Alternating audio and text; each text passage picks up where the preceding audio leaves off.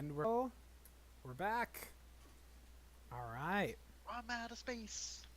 Thanks for watching Winds of War, Episode 3, What Lies Beneath. And we'll find out what's beneath this crazy island in this sewer pipe that the party is going toward. They're, all three of them, cramped on top of this boat that seems to be moving of its own volition through the water next to the pier into the gaping maw of this disgusting sewer pipe. As you go inside, it gets very, very dark. Does anyone have a source of light that they're going to try and get going? Dark vision. Oh, yeah. I have a torch and tinderbox. I will get a torch going. Because dark vision's all well and good if you're fine with just dim light. Mm-hmm. But, now let's get some bright light going. All right. So you get a nice little radius of light going on around your boat. And as soon as you enter the sewer, you're just overwhelmed with this disgusting stench. After about 60 seconds or so, it gets to be where it's kind of tolerable. But for the first minute, you're just almost about to retch because it just smells so bad down here. Everything is grimy, as you would expect. The pipe is rather wide, and as you guys get further inside, it goes from being this metal pipe to being this kind of like reinforced stone that is just covered in mold. And yeah, but you're illuminating more and more sections of the sewer. You actually have a pretty wide channel of disgusting sewer water that you're floating through, and it starts splitting into some different branching paths. But mysteriously, your boat knows exactly which one to take. You go through 2 or 3 of these little junctures, taking this way and that way. I would say that you guys would be able to map this out if Egner was here, but Egner's not here. So if you guys got to get out, you might have to get creative. But anyways, you come around this next bend, and there are certain parts where like you'll be going down the tunnel, and then there's a little bit of a covering, this little like bridging between the two tiny walkways that are on each side of the channel. There's a bridge there, so like Alton's able to duck under it and let it pass over him, but maybe you taller guys have to like clamber over it or something. And as you get to this first one that's just around a corner, standing on the top of it, there is a mangy looking dog who's just got patches like missing out of his fur and this big scar over one eye.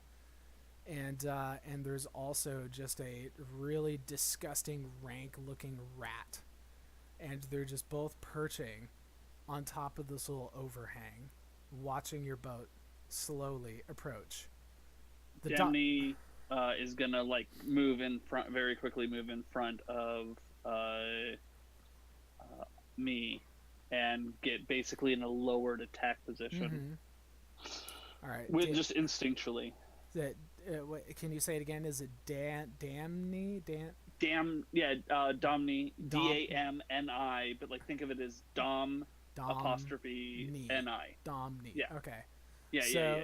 Maybe Domni's growling a little bit. The mangy dog goes and barks a couple of times, and then unexpectedly, the creatures staring you down start to shift and change and go through this crazy transformation, and they turn into 2 humanoid forms.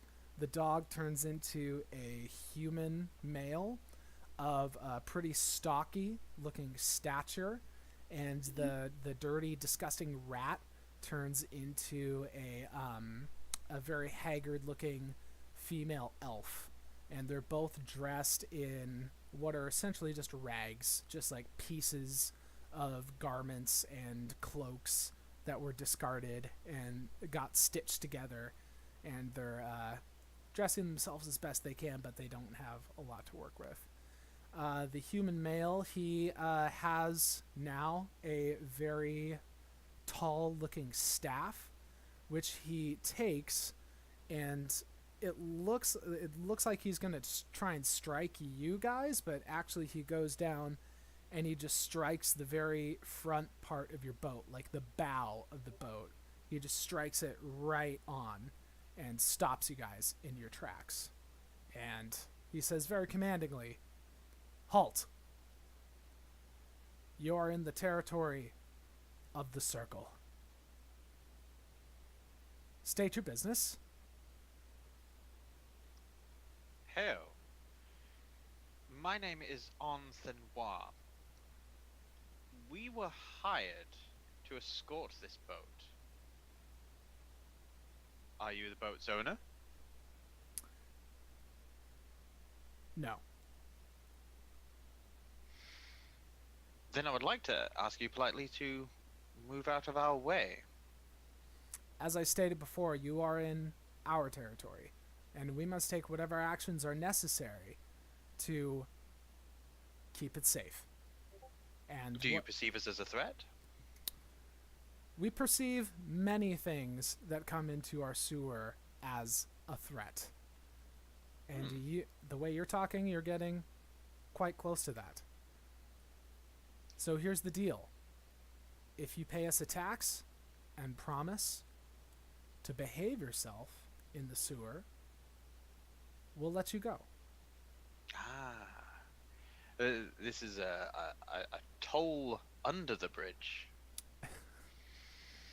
You could say that.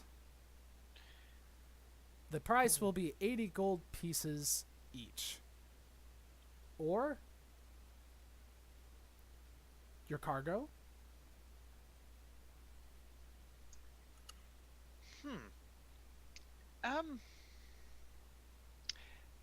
Excuse me for one moment while I rally my compatriots into arranging this tax for you. I'll quickly pull Alton and Eridu into a huddle. I currently possess 55 gold pieces in total. Do you think this person can count? We can hope not, but probably if they're collecting tolls. We are paying 80 gold coin per just to pass? It seems so. Perhaps we can negotiate a payment for the boat plus cargo and passengers rather than a per person stipend. Perhaps, but we should also, if we're going to pay this price, we should also be guaranteed some level of safety. It is odd that whoever our employers might be didn't warn us of this. Perhaps they're unaware. As you guys are talking amongst yourself. Oh, I'm sorry. Did Alton want to say something? No. He's like, look, this is a shakedown. They didn't give us anything to deal with this. They think that we're going to comply. This would be the moment to grant ourselves the element of surprise. So this is what I want to do. Everybody pull out your coins, like we're going to actually do something about it, and then turn and strike. While you guys are talking amongst yourselves, I'll say that you're being all hushed about it, so they're not necessarily right. Obviously, eavesdropping. that's a given. Yeah, I mean, I don't know. I could roll the perception to see if they eavesdrop on you. I'm just kidding. But the elf woman who had not spoken up quite yet, she puts a hand on her companion's shoulder, and her voice is a lot smoother than you would expect, seeing the haggard features that she has. And she says, "I'm sorry. Please excuse my companion, Roland. He tries very hard to make sure he is acting in his proper role and his proper duty. And she looks directly at Onn and at Eridu, who are, you guys are both elves, right? Like I didn't get Yeah. that. I didn't get that wrong. I thought I was pretty sure I got that right. She's an elf, you guys are elves, and she looks directly in your eyes and says, "You know, there are more of your kind down here that need help. I don't know who it is that you're working for, but I don't think they need your help as much as we do." And what would it be that you need our help with? Security, supplies, Why have any so kind of many support. of our kind come to these places? It's kind of a long story, but our history goes back to all the way back to the modernization of Twin Harbor. As soon as all this industry started to be built up, and as soon as the docks were expanded, there was no more space for us to be in Twin Harbor, and we were persecuted, and so we had to escape to the sewers, and this is the only home we have now. So this territory is not only governed by yourselves in a exploitative context, but this is your home. Yes, we have several sites throughout the city, but this is one of them. Just as a point of clarification, this conversation is happening on the still moving boat. No, Roland has taken this big quarterstaff, essentially, and he put it Okay. down onto the bow, and he's like kind of holding it there. Oh, right. Okay. That's good. Perhaps there is scope for us to all get and achieve the things that we are out to do. You see, my compatriots and I were approached and hired to ensure that this boat and its cargo achieve its destination. Since its cargo is unknown and its ownership is unclear to even yourselves, perhaps it is that this boat poses no threat to you, as I am very certain that the three of us pose no ill will or threat towards you. Upon our completion of this task, we'll have more than enough in the way of resources to be able to provide a much more robust security service that is such that you desire. Perhaps you could allow us to pass with our boat, possibly with an escort or two, people to keep an eye on us that we would not mind, and upon completion of this task and our payment, we'll return. Roland especially squints his eyes as he's explaining your whole plan, and your check is, what'd you roll? Diplomacy check. Obviously that's like a diplomacy check, or persuasion, I'm sorry. Persuasion, 21. Oh my goodness. Okay. I rolled an 18. Well, yeah, and I guess you are a sorcerer. Hmm. That makes sense. At this point, he gives you one of these motions, and he whispers like,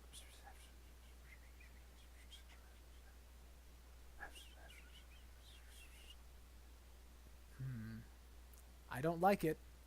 I don't like it one bit. But you don't seem very harmful. The elf, who did not really introduce herself quite yet, she says, "I am Breedis, and let me welcome you. What my companion is trying to say that we would prefer if you simply let us have the cargo. But you are right in that you don't seem to be much of a threat to us. I will accompany you, if you will it, see you to your destination, and collect the payment. And be warned that if you do not do as directed, the sewers have their eyes, and the sewers have their way of correcting things. Absolutely, Breedus. Eridu, I think they think that the sewer is a sentient being. Who is to say that it is not? I say, it is made of stone, unthinking, unliving stone. If a sewer were to have eyes, would it not also serve it well to have something to fuel those eyes, a circulatory system of sorts? I don't believe that this is a living being. I think she may in fact be crazy. Oh, on. You remember how connected we all are with the Feywild. Perhaps something of the Fey live within the sewer. All things there live, do they not? I have spent so much time in this world now that I've almost forgotten. Yes, you are very right, Eridu. Breedus, you are a wise woman. I thank you. So, Greatest, may I ask, what do you think is the cargo of this ship? I can't say. We've had very, very many mysterious things make it down here. Then how do you know you want it if you do not know what it is? Because most of the time, it's something useful. And, you know, us living down here, we have very limited options with what we can get our hands on.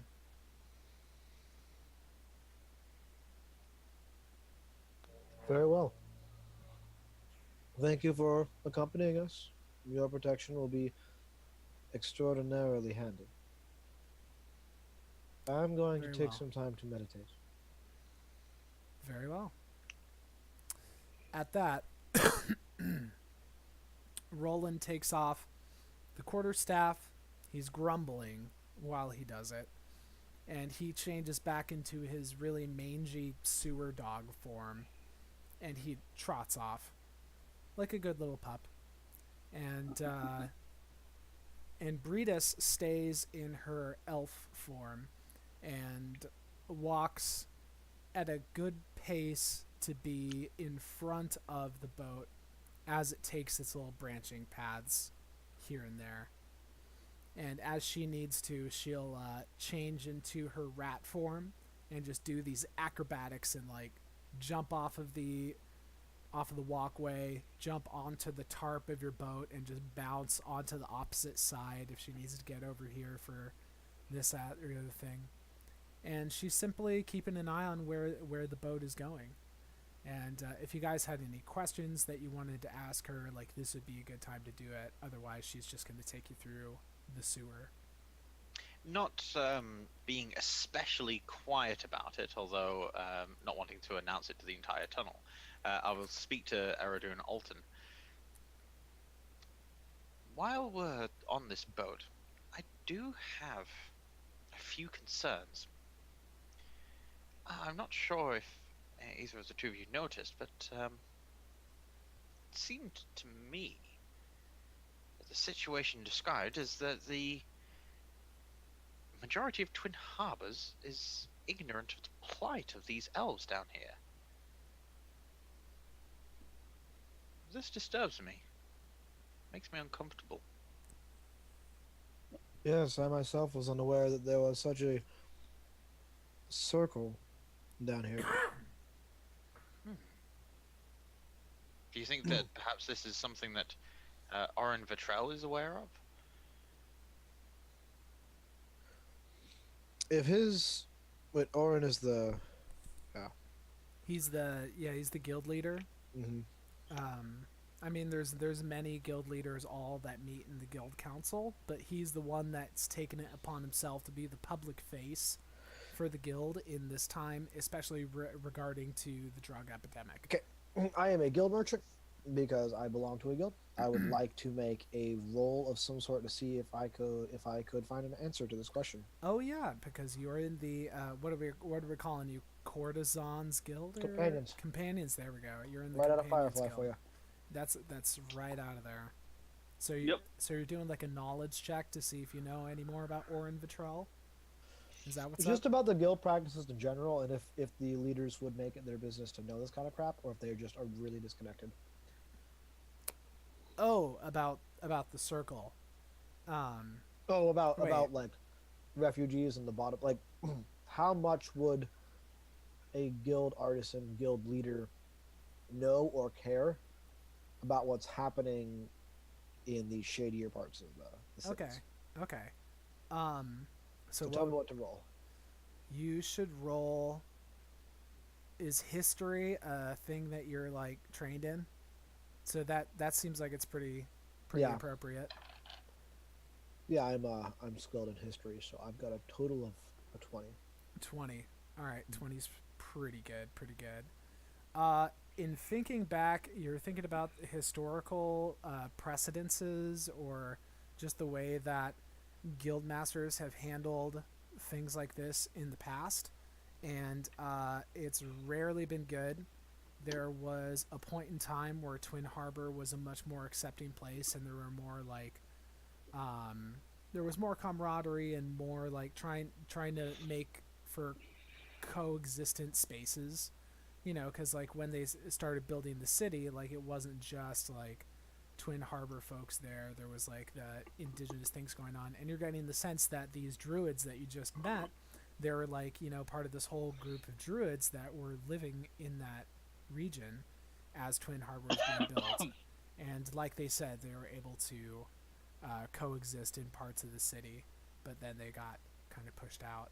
As far as the average guild person knowing about this or caring about this, it kind of depends on their domain.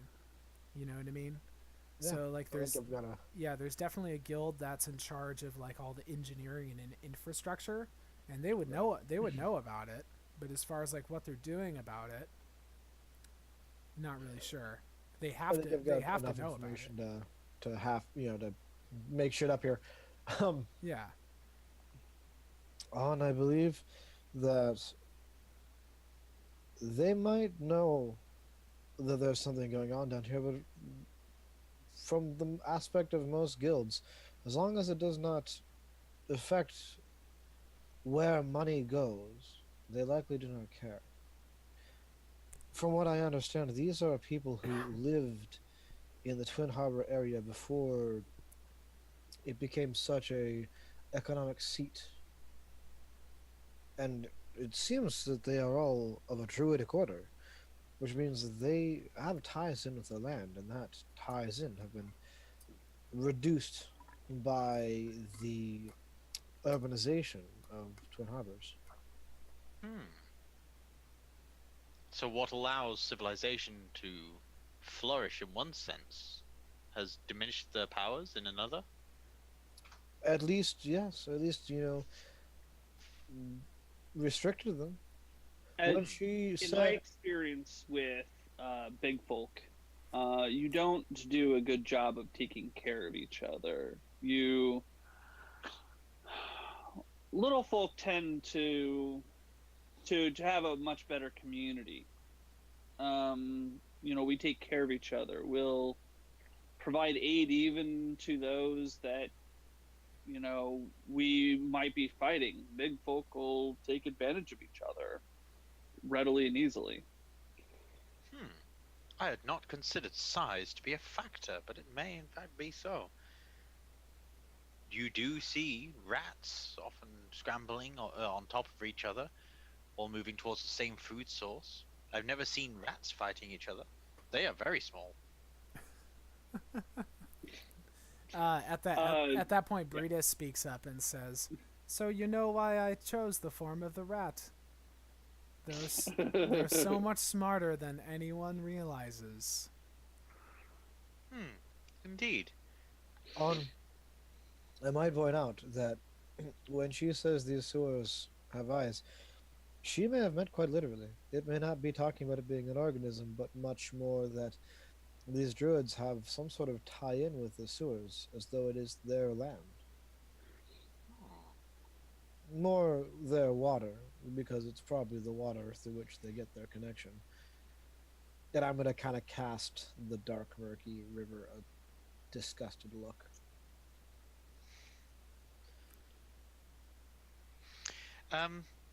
I would like, at this point,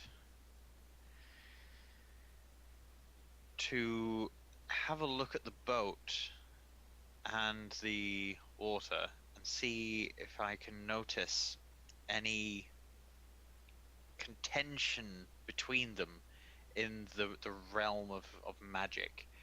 Is there a clash of styles with what's pulling this boat and the water and sewers around us?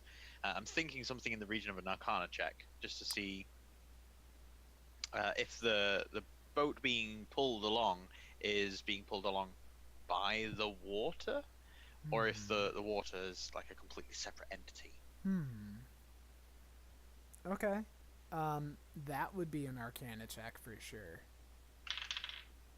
Ooh. Got 19 on the die, and I get a +4, so that's 23. Wow. Okay, so we're still going with this whole word, the Feyweave, right? That's still a word that exists in our world building.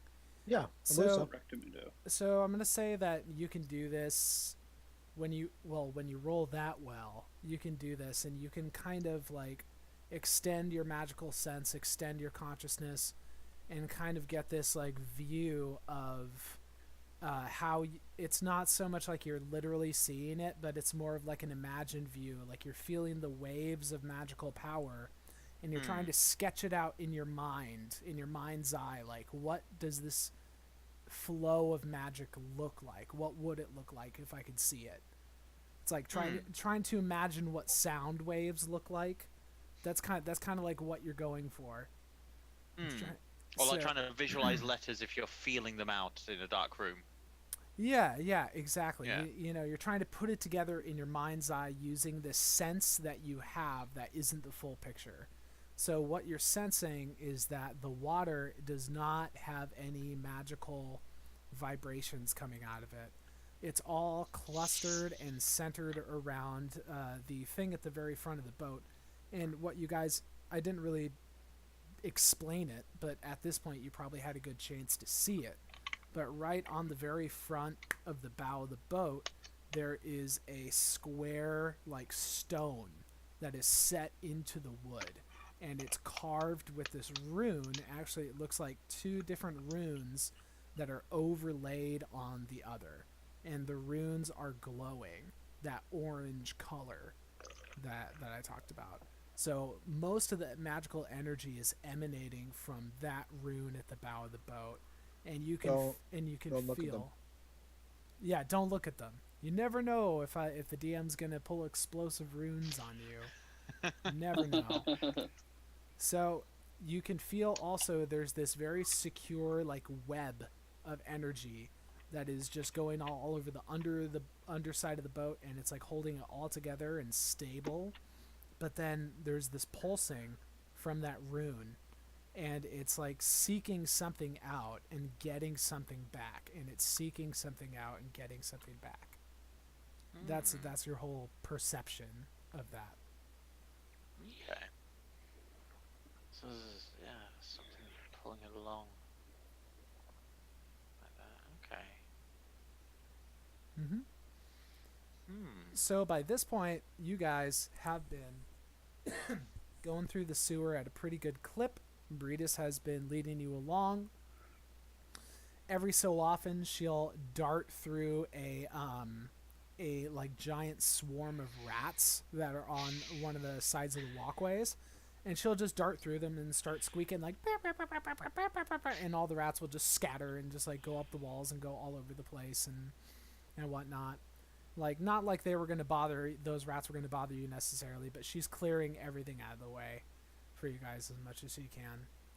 And then eventually it looks like you're getting to the end of the road. Like, you had a lot of branching paths in the sewers, and then it starts getting to be less and less choices. And at some point you're just going right down the line, and then you can see distant lights as the gas lamps on the other docks way on the other side in the south ports of Twin Harbor, those come into view, being framed by the exit pipe of this sewer. And Breedis looks at you and says, "I will be right here. Once you collect your payment, you must come back." As we are leaving momentarily, Breedis, could I ask a brief favor? If you do hear our screams for help, might you render some aid? We have no idea what awaits us, and I'm a little concerned about the anonymity of our employers. I understand. You have shown that you have a kind heart, Onn. I suppose we can do something to help you, if you indeed need it. Thank you. Hopefully it's not necessary. They've gone to the trouble to employ us. I wouldn't imagine that an ambush would await us as a certainty. But I do have my concerns about their ultimate intentions and how our ideologies might mesh with those. We'll return soon. Very well. I will be waiting. And at that, the boat just keeps on slowly crawling down the pipe, And as you reach, what was that? I was about to say, I would like to get my crossbow At the ready? I want it at my side. Okay. That's fair. I'm going to do everything I can to make it seem like a battle's coming. Roll dice, roll dice. Is that a hidden thing on, or is that is that obvious? It'll be obvious. On is nowhere near talented enough to make that hidden. So in that case, I'm going to just pop my swords just to loosen them, not to pull them out per se, but just to loosen them, so that way I can kind of like samurai style. So you can just like pull them very quickly, if necessary. Whereas because when they're in their scabbard, they're supposed to be secure. Yeah. Mm-hmm. It should be noted that elves do not need to sleep. However, being a mortal being, they have the capacity to sleep. Well, they still need time to rest. Well, I know, but that's I'm just talking about the difference between what the trance rules means and the fact that Eridu is actively asleep. Oh, okay. Oh, gotcha. He went into a trance and then dozed off. Yep. Gotcha. That sounds about right. So, while you were preparing for battle, he's sleeping. You get a -5 to your initiative, Asa. Yes, I do. Yeah. Alright, so you guys get to the end of the sewer pipe, and then the boat does this interesting thing where it was going straight the whole time, just making these little turns, and then now it just kind of stops and then starts making a 90-degree turn. Like a pivot? Yeah, it's just pivoting, staying still, and then as it pivots around, you guys see that there's a bit twisting staircase that is built into the side. It almost looks like someone built it for maintenance. If they ever needed to go down and work on the sewer pipe or work on anything in the sewer, this is another entrance there. And there is a small little platform next to this winding staircase that leads up to the rest of the island. And on that platform, there's another youngish, teenage-looking boy with a cloak on. They're all different. You've never seen the same teenage boy twice. I promise. and and he's holding what looks to be the pair to that rune, and it doesn't explode when you look at it, thankfully. But he's holding the pair, and he's kind of holding it down and closer to the water, and the boat is slowly inching toward. Then the runes are being attracted to each other. And he also seems like he's been waiting for a while. And he says, I was wondering if y'all were going to make it. Have you had to stand here and hold that rock this whole time? I mean, there's no way I was going in there. Get bitten by a rat. Have my foot fall off from sewer plague. Happened to my cousin, you know. I did not know that. To clarify with the DM, we've gone through an underground sewer tunnel system of one of the islands in the middle of the river and come out on the.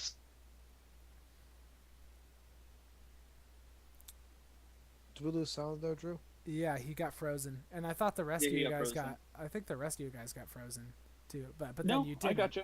It just No, we no. were just all waiting. Yeah. Yes, the Drew. Yeah. So I think he was going to say it came out the other side. I think he's trying to get an idea of where it's coming out.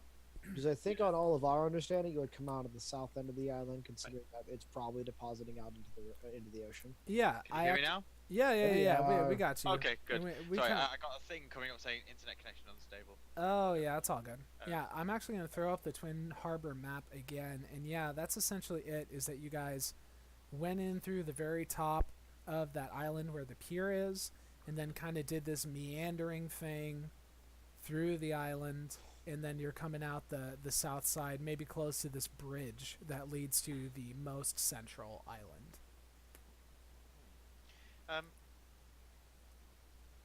Boy, Who are you calling boy? I'm almost 17. almost. Almost. You still have a good 100 years to go before you are considered a man in my culture. In Keep at any it. culture, if you have to proclaim your adultness, you're not an adult. Although I think for your culture, you may have to proclaim your adultness because otherwise we have no idea of knowing. True. That's funny. Uh, So what were we? Was stood here with a stone.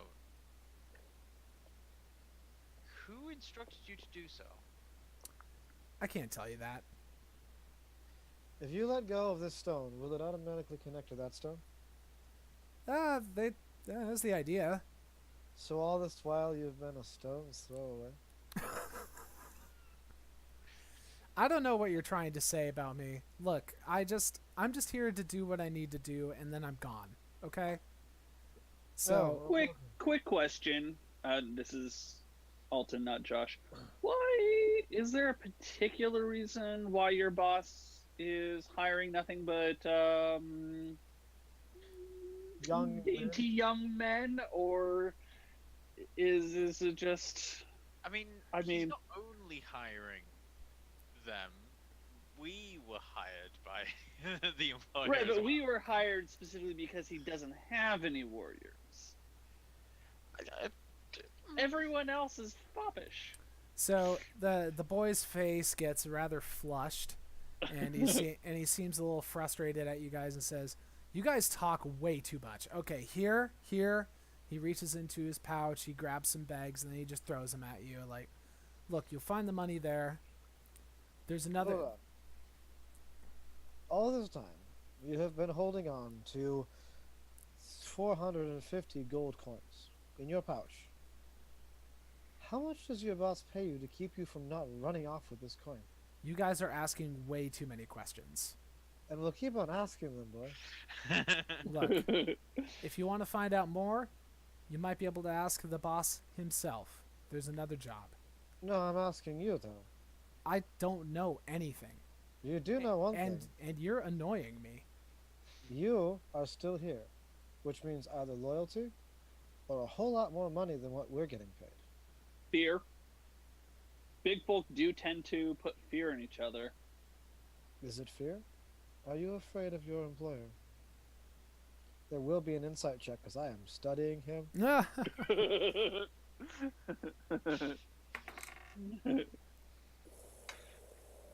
Do it. Do it. I rolled my contest. What is it? You rolled a fucking 1. Nice. It's a 5. Oh my goodness. Dude. As you start to say, is it fear? Are you afraid of your Come on, employer? do your impersonation of my accent. Do it. Is it fear? Are you afraid of your employer? As soon as you say that, you have a moment where you lean a little bit too much forward. You're trying to get this dramatic effect going on. And then you start to stumble and you almost fall off of the boat into the mucky, gross water. And then you have to do this thing where you like try and save yourself. You're pretty agile, so you're able to do it. But your whole like dramatic effect in question just totally failed. And he actually starts laughing at you, you know, and he says, you guys are pathetic. But look, if you want to talk to the boss tomorrow, midnight, meet at the Fae Lounge on the Eastern Docks. Was it Eastern or was Western? It was Eastern. I said Eastern. Meet at the Fae Lounge at the Eastern Docks at midnight. You'll be able to talk to the boss yourself. Very well. Thank you, boy. Take your boat All right. and your Might I rocks. say, boy, that you were initially wrong.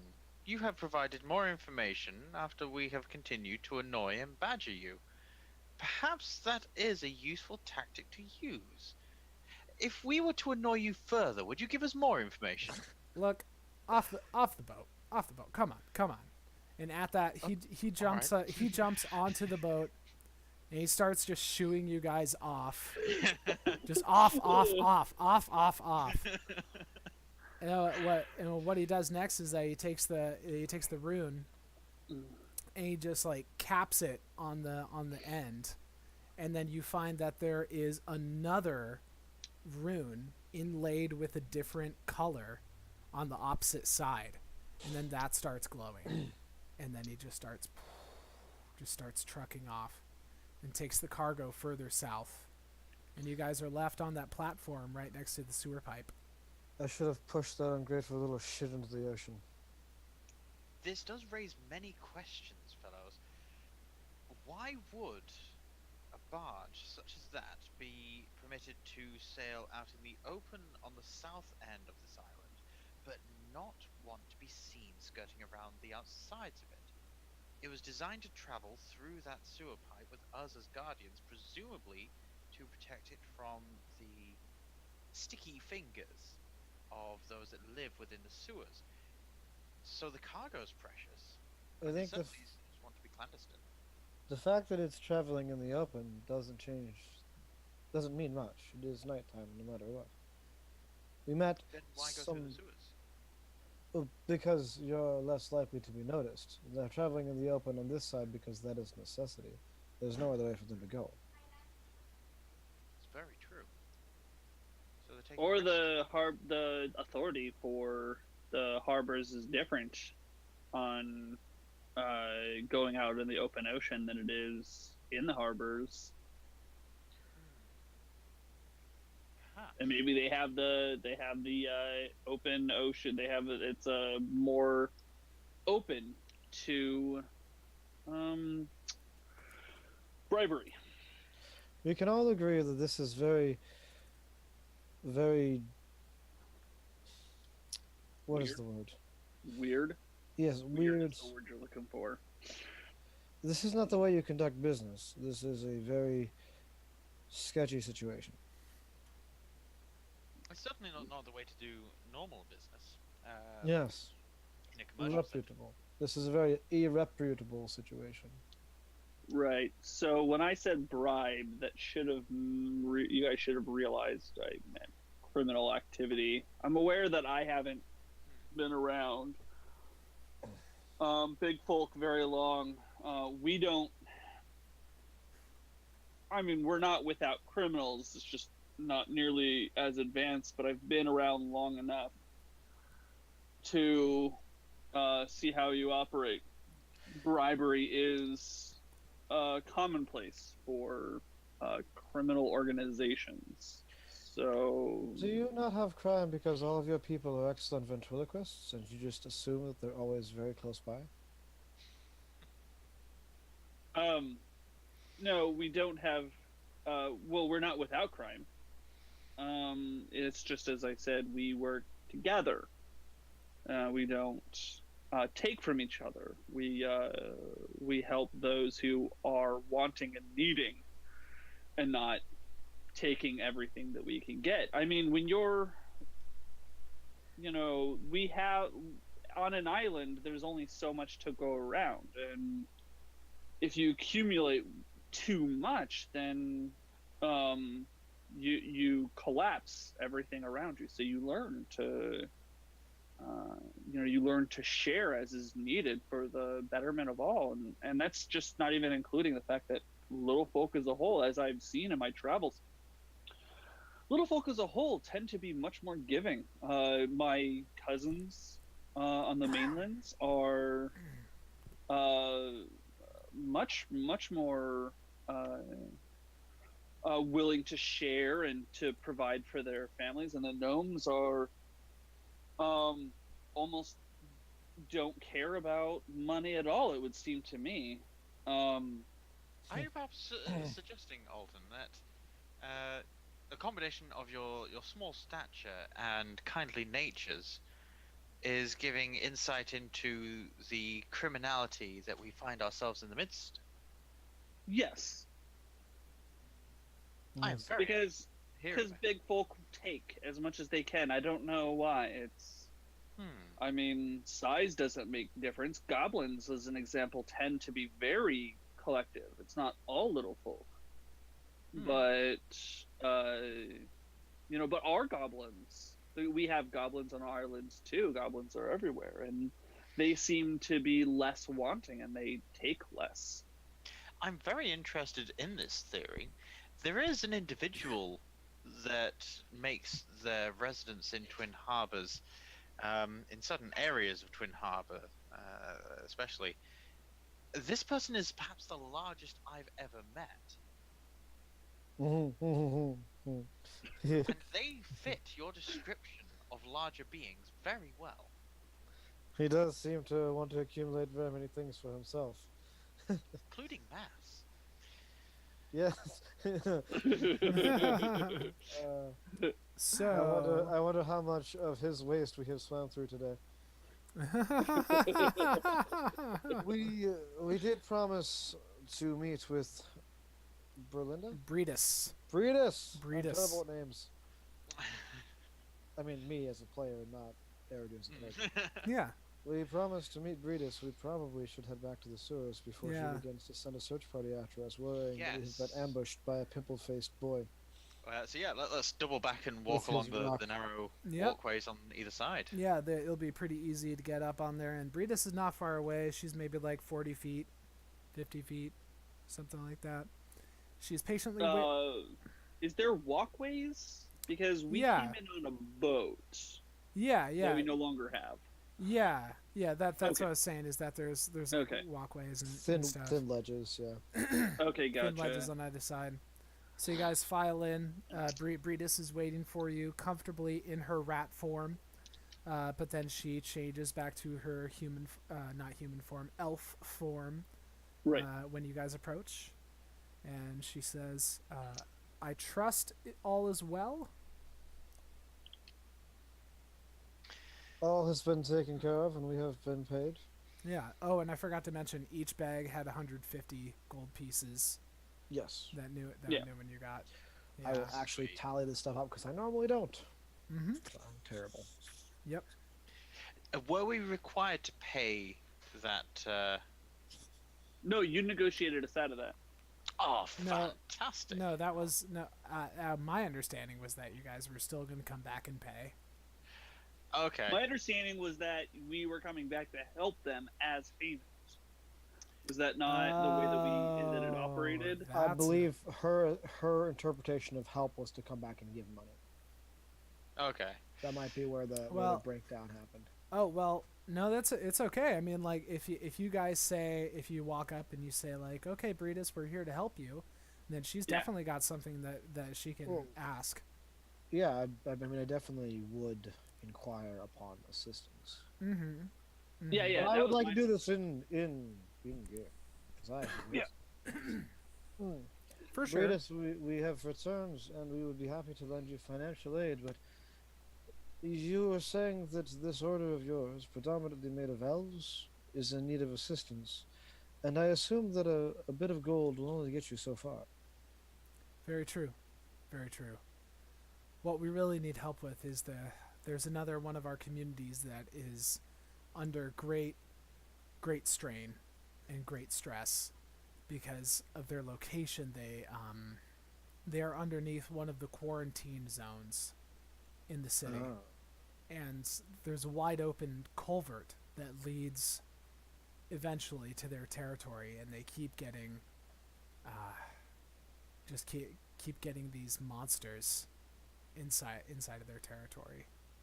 Monsters? Where do these monsters come from? From the surface. From the surface, you mean from inside of the Twin Harbors? Yes. We have guards, and it is jobs of the peoples of the harbors to keep things like that from happening. How would monsters appear inside the city? Obviously, you've not seen them. Otherwise, you know exactly what I'm talking about. Humanoid monsters. You mean like humans and elves and orcs taking advantage, or do you mean like He knows. This sounds similar enough to what you heard on.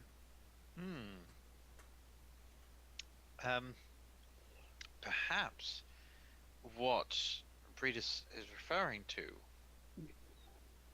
is connected to our plight up above. I did speak to a guard earlier. He shared with me a tale of someone who, afflicted by the drugs that have been flooding Twin Harbors, took on some strange and harrowing visage and attacked people. Attacking them in a manner and attacking the people that they would not likely attack otherwise. The drug is either affecting them or the withdrawal of the drug is affecting them. Either so, some inhuman beast overtakes them. And what is this drug that you speak of? I believe it's that sapphire blue. Sapphire Dream. Sapphire Dream, even. Well, yes. Because sapphire I knew blue would that. just be That'd be redundant. dumb. Well, still, who would ever come up with a name like that? Might as well just call it blue at that point. Jeez. So do people ever have to roll insight on Eridu when he's like, "Oh, I have no idea what that is"? I mean, he hasn't denied it yet, so No, that's true. No, it's true. Yeah. If you guys want to roll insight, be my guest. But otherwise, I do. With my natural 20, I realize he's on something. Yeah. So I don't, and he hasn't so far denied that he's on this. Yeah. So you pretty much know. You pretty much know. Yeah. I got an 18. do I need to roll a thing, or just not? If you're trying to be deceptive about it, then you need some kind of deception check. Yeah. Deception is a check. I will roll a deception check because I want to say I am still trying to hide Mm-hmm. my addiction issues. Next session, we have an intervention for Eridu. This is very true. We started And this deception, one. I'm not great at, so I did get a 15. So the fact that there is something going on here, and Eridu might seem a little more interested than he needs to be, might be showing through. And he does probably keep touching and like rubbing the inside of his legs Mm-hmm.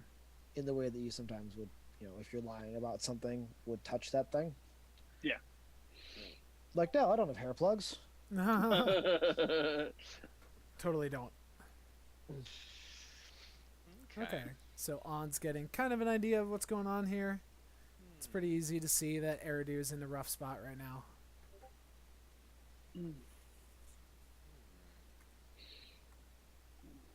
If people are suffering from this Sapphire Dream, we should do something about this. Yes. So, if I'm correct, people from the surface are becoming addicted to the drug, finding their access to it restricted in some manner, or they are taking so much of it that it is altering them in some way, and they are coming down into the sewers to attack those that dwell here. Or they're using the sewers as, you guys have Flophouse, no, drug den? Is that a word? I don't know. You guys have words for this where junkies get together and junkies is, and, you know, Yes. Those that wish to recreate collectively. yeah. Yes. I believe we call those taverns or tap houses. Also, I think that's different. also Onn, you would know, and Eridu would know that when you guys were talking to the teenage boy who paid you earlier, and he said meet at the Fey Lounge on the Eastern Docks. A Fey Lounge is pretty much like an opium den.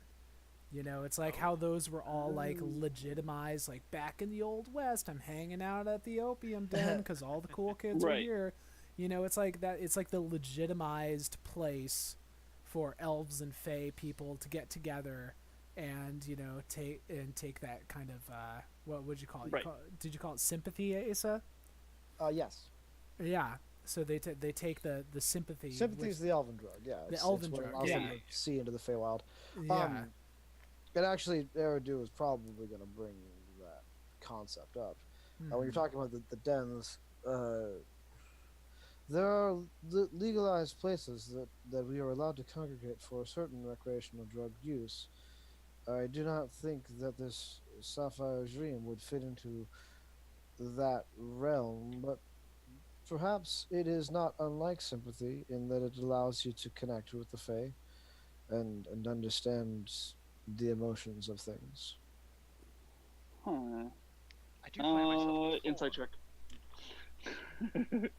Yeah, it's pretty specific knowledge there for someone. Yeah, that's pretty specific knowledge.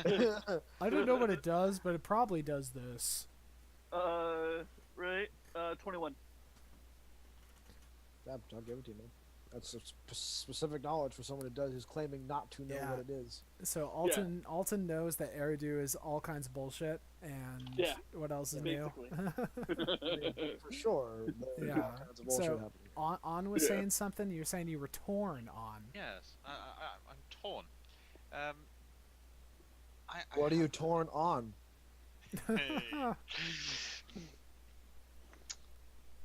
I have a desire to learn more about the drug problem that Twin Harbors has in general. I also have a desire to understand who our recent employer was and what their goals might be, what was perhaps in that boat. But at the same time, we have promised to render aid to those in this sewer system, and they appear to be under siege from those problems. We could either further investigate and find out what is happening up above, or stay below and protect from the repercussions of what is happening up above, but not find out more about it. It seems that these choices would divide us if we were to try and tackle it all. I think helping those who need help, we can help more than just those who are under siege. We can have closer first-hand experience with those who are succumbing to the worst, I'm assuming the worst of this drug. And so if we encounter them, we only need to ensure that we encounter them non-lethally, so as to avoid killing them. I don't want to kill them if at all possible, and we can learn more about them. These are victims, not perpetrators. I would counter your argument in saying that these people in the sewers, no offense, if we solve their problems, we deny them the strength to solve their own problems. As with the Sapphire Dream addicts, if we take care of their rages, we deny them the ability to overcome this rage themselves. Yet if we go to the head of these things, we could stop it all where it starts and end the cause of the problem, and let those already dealing with the consequences fight their own battles and learn how to grow in their own strengths. I would argue that one thing that I've learned is that you don't stop supply. When you stop supply, one supplier, then another supplier pops up. We need to address demand. If your people are hungry, you feed them and give them the opportunity to feed themselves when they're not starving. There was a thing that my former friend Okram taught me. Analogies. Extra anuses right there. Jesus Christ. If you would permit me, fellows, while my initial interpretation of Eridu's suggestion was that we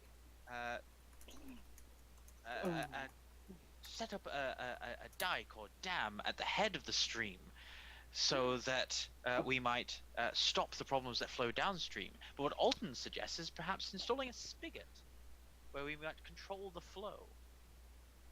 Yes. Yes. I find this tool that Okram taught me to be most useful. Yeah, analogies are great. I'm sorry. It's gonna be like the rest of the session is just us saying analogies. Yeah. Oh my Next God. 15 minutes, just that. Analogies.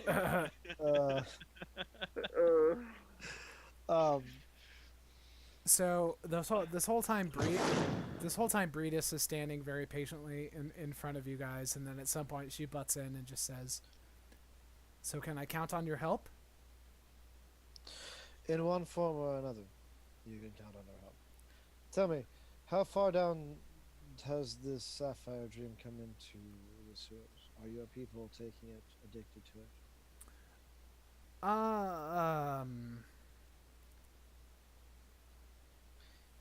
Anybody here that I could hook up with and maybe get some?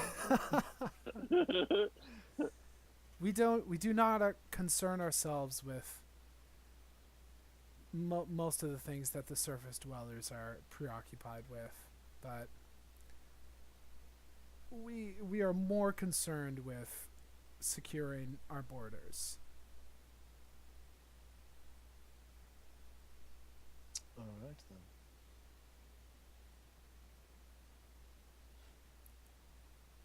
So you Okay. What are we going to do? I'll leave this call up to you. I have not the energy to make the decisions for all of us. So at that, Alton, I'm going to flash very quickly and then kind of go back, and I'm going to turn back to Onn and say, I think starting at least with the people is the best place to go. We can see where our travels take us. I think of my times hunting Seals. Sometimes when you're hunting the seals, a walrus. You find a walrus, but most of the time you just find a seal.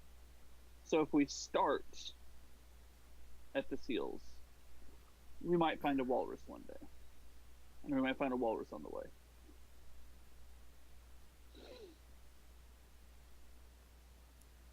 Very well.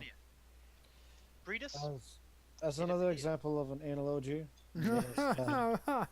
let us go seal hunting. Breedus, we would like to offer our humble skills in defending your small tribe so that we might then find the cause and eradicate this problem for you for a longer while than simply a skirmish might afford, if you'll permit us. Very well. So, shall we? Very good. Indeed. Are you presently under siege now? There's always something going on. Oh. The monsters have gotten so much more active over the past week. Then let us not delay. We are ready and able to deal with problems as they come along. We must find the source of these things. Where are they getting in? Are they amongst your population? How large is your population? Perhaps we should produce a map. Some sort of guide. That boy was right. You asked too many questions. I promise all will be answered in time. For now, we must go save my people. And at that, she turns into rat form, and then she starts scurrying past you. It looks like she's making for the stairs that lead up to the main part of the island. And she's planning on heading to some other part of the city. All right, I got this. I'm gonna turn into elf monk form and follow her. You're doing great. I'm probably outpacing. You're doing so good. You're doing so good. I'm gonna pop on my wolf then and follow Eridu. Okay. So, as you guys climb the stairs to the top of the island, and you start heading west, following the rat that is guiding you very quickly. And as you're crossing over one of the western bridges, you hear this voice call out to you, and stepping out of the shadows and into the circle of light that is provided by one of the oil lamps, you see a very darkly dressed, what looks to be a dwarf, with a very finely manicured beard that has a couple of these brass rings inset into it, very stylistically, like dwarves like to do. And he says, "Hail there! It's a fine night for a stroll in Twin Harbor. How do you fare?" We're still under the sewer, right? No. I said you guys had gotten all the way to That's the top, right. and yeah, you're I going. was doing the thing I do when I'm a GM and wasn't listening. Guilty as charged. Guilty as charged. So yeah, you guys are on the bridge essentially. There's like all the oil lamps on the bridge, and yeah, he was just kind of like on there in the dark, and then stepped out into the light. And he hasn't really taken notice of the rat at all. Yes, it is a wonderful evening for a stroll. Sometime well past midnight. Yes. I just have to say I saw you out and about, and I'm a big fan of your work. And A big fan of my work. I just I decided. don't believe that I've ever seen you before, and if you're a fan of my work, you would know me quite intimately. I'm sure I'm not referring to that, but I just had to meet each of you and see your special talents for myself. Let me introduce myself. My name is Darius Buffo, and you guys may make a, I don't know, whatever check is relevant for just like like current events, you know. Creepy fucking History. dwarf popping out of nowhere, Chuck. Yeah. Yeah, I'm gonna be far more concerned with. I'm gonna definitely be far more concerned with because he shouldn't know me that well. I've done minor missions. I haven't done. So I'm much more concerned with him. I'm gonna call this either recent history or urban insight. Either way, I have a +4. Either way, just go for it. Either way, I rolled an 8. Well, got a total of 8. Mm-hmm. I got a 13 on a history check. Okay. Wait, 11 on insight. total of 8, 11. All right, on that will pique your interest when he says Bufo, because Bufo is a name that is associated with it's not really one of the major guilds that are involved in the guild council, but there is an industry of like a shipping industry. There are these people that own the boats and own the crews that are doing a lot of the freight shipping through Twin Harbor. So that name Bufo is associated with that entire industry. Okay. I'm not going to tip my hat yet. You say your name is Darius. Indeed. Darius, you say you've wanted to meet us because of our work. I must confess that I find it difficult to narrow down which work it might be referring to. I consider myself something of a sellsword. I do odd jobs here and there in exchange for money so that I might continue my studies. Is there a particular arm of work that you're referring to? Are you perhaps looking for someone to perform a task for you? I merely admire the fact that you get the job done for a good price.